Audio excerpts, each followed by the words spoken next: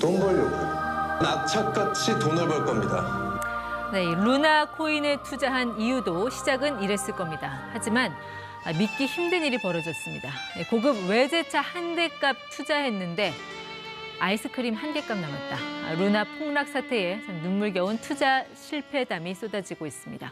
우리나라뿐 아니라 전 세계 가상화폐 시장에 충격을 안긴 루나 사태, 과연 어디서부터가 문제였고 정부는 대책을 갖고 있는지 짚어보겠습니다. 블록체인 전문 회사 블리츠랩스 김동환 이사 나오셨습니다. 네, 이사님 어서 오십시오. 이사님 주변에는 혹시 뭐 피해본 분들 없습니까? 피해본 분들 많죠. 주로 어떤 분들이에요?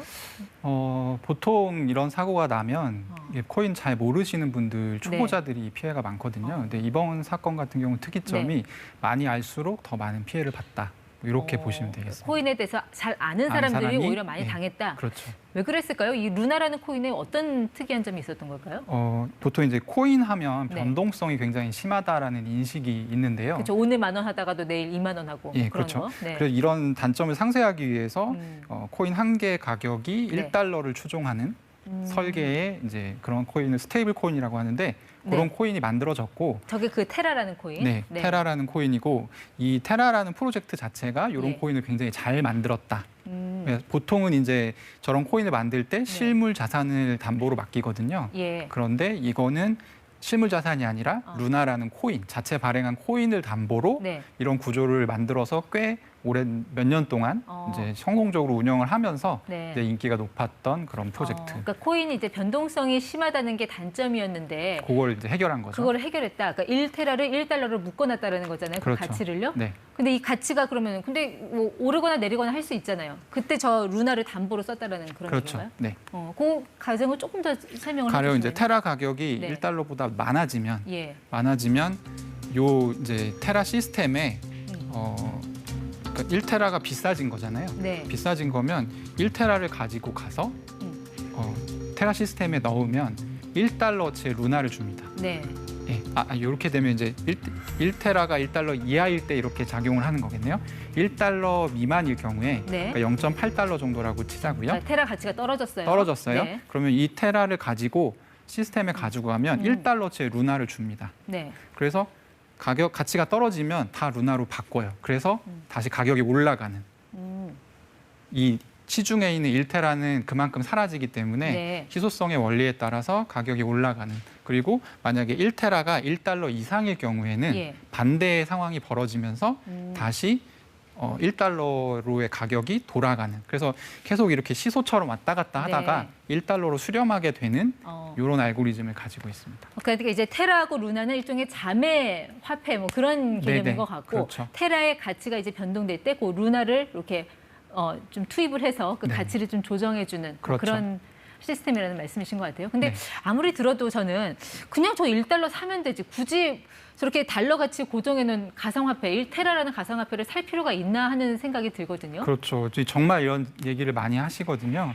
근데 왜 인기가 많았냐면 이 테라라는 플랫폼의 하위 서비스 중에 요 테라를 가지고 가서 예치를 하면 20% 연이자 20%의 이율로 이자를 지급해주는 서비스가 있었어요. 그래서 요 20% 이율을 받기 위해서 너도 나도 UST라는 1테라라는 거를 만들어서 가져가서 맡긴 거죠. 실제로 그렇게 20% 이자를 줬나요? 그 돈을 어디서 났을까요?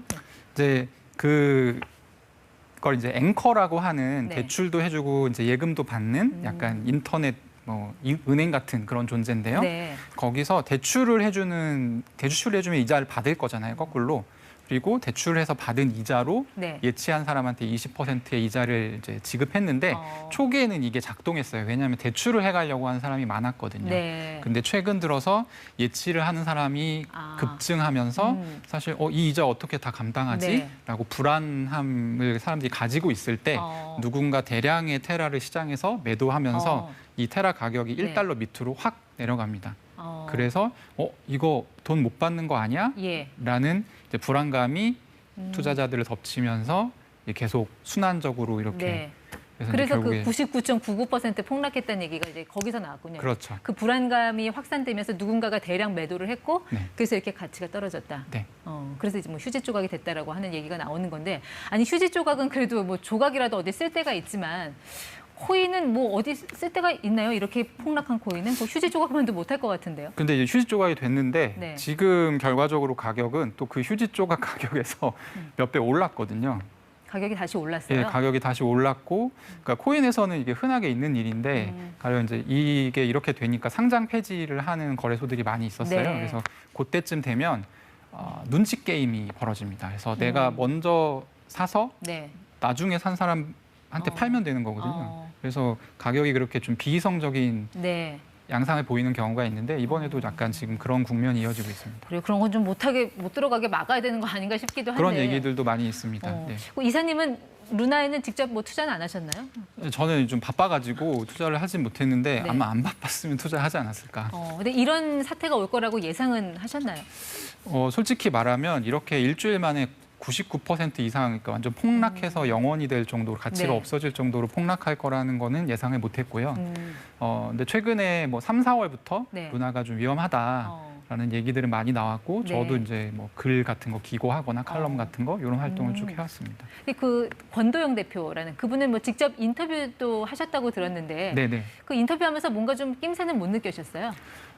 일단은 이 사람이 그러니까 되게 성공한 사업가고 네. 똑똑하고 뭐 다 좋은데 그 좀 남말을 안 듣는. 그래서 제가 예전에 네. 이제 취재를 해서 기사를 쓰면서 이제 단독 인터뷰를 했던 저 기자를 할 때 예전에 예. 건이 있는데 그게 테라가 처음 만들어질 때 네. 1조 5천억 원 정도 되는 코인을 그냥 임의로 발행을 했어요. 네. 근데 이제 이걸 투자자들한테 알리지 않고 그래서 이게 일단 윤리적인 문제는 확실히 있고 법적인 네. 문제는 좀 있는지 알아보자라고 하는 중이었는데 그때 이거 잘못된 거 아니냐라고 얘기했을 때 권도영 대표가 네. 그게 왜 잘못됐냐. 그러니까 이런 식으로 네. 좀 얘기를 했었던. 그 외에도 좀 여러 가지 발언들이 좀 구설에 오르기도 했는데 이런 얘기를 했잖아요. 왜 가상자산 기업 중에 95%는 사라지게 될 거다. 그걸 지켜보는 것도 재밌을 거다. 이 말을 하고 나서 정확히 나흘 뒤에 이런 루나 폭락으로 이런 사태가 빚어졌거든요. 네. 이게 뭔가 좀 뭐 계산된 발언이라로 보시나요? 근데 의미 부여를 하는 그렇게 분들이 얘기하기에는 있더라고요. 네. 원래 이제 이 암호화폐 업계에서 저 표현이 그러니까 대부분이 스캠이고 스캠이라고 하는 건 이제 약간 쓰레기라는 뜻이거든요. 네. 대부분 쓰레기 같은 프로젝트이고 나는 괜찮은 프로젝트다. 네. 이런 게 이제 약간의 어떤 문화, 밈이라고 하죠. 그런 게 좀 있어서 그 연장선상에서 나온 얘기인 것 같고요. 크게 의미 부여할 발언은 예, 아니다. 크게 의미 부여할 발언은 아닌 것 근데 같습니다. 어쨌든 투자자들은 이분을 만났으면 안 됐던 거잖아요. 결과론적으로 그렇죠. 네. 말하면 정말 피해를 너무 많이 잘못된 봤죠. 만남이었던 네. 건데 지금 거의 한 20만 명이 넘는 그런 투자자들이 지금 피해를 보게 된 셈이잖아요. 네. 뭐 온라인 게시판 같은 거 보면 정말 구구절절한 사연들이 많이 있습니다. 이런 투자자들은 전혀 지금으로서는 피해 보상을 받을 길이 없는 건가요? 일단은 지금 테라라는 프로젝트와 권도영 씨가 가용할 수 있는 자산 중에 지금 한 한화로 한국 돈으로 4천억 원 정도가 남아 있습니다. 근데 권도영 대표는 이걸로 루나코인 2를 만들어서 피해를 본 사람들을 좀 구제해 주겠다. 이렇게 얘기를 하고 있는 네. 입장이고 그렇게 하지 말고 그냥 그 돈 다 나눠줘라. 이렇게 또 이제 요구를 하고 있는 상황이죠. 근데 그 돈이 한 4천억이면 지금 피해는 거의 수십조인데 그렇죠. 좀 실효성은 없어 보이고 하지만 이제 어쨌든- 소액 투자자들한테는 좀 어. 어떻게 해줄 수 있지 않냐 뭐 네. 이런 얘기입니다. 근데 투자자들이 애초부터 뭐 정부 보호 밖에서 움직였기 때문에 네. 지금 와서 세상 뭐 정부한테 어떤 대책을 내놓으라고 하긴 어렵겠지만 그래도 좀 최소한의 이런 어떤 공공 규제 이런 건 좀 필요하지 않을까 싶기도 한데요. 네네.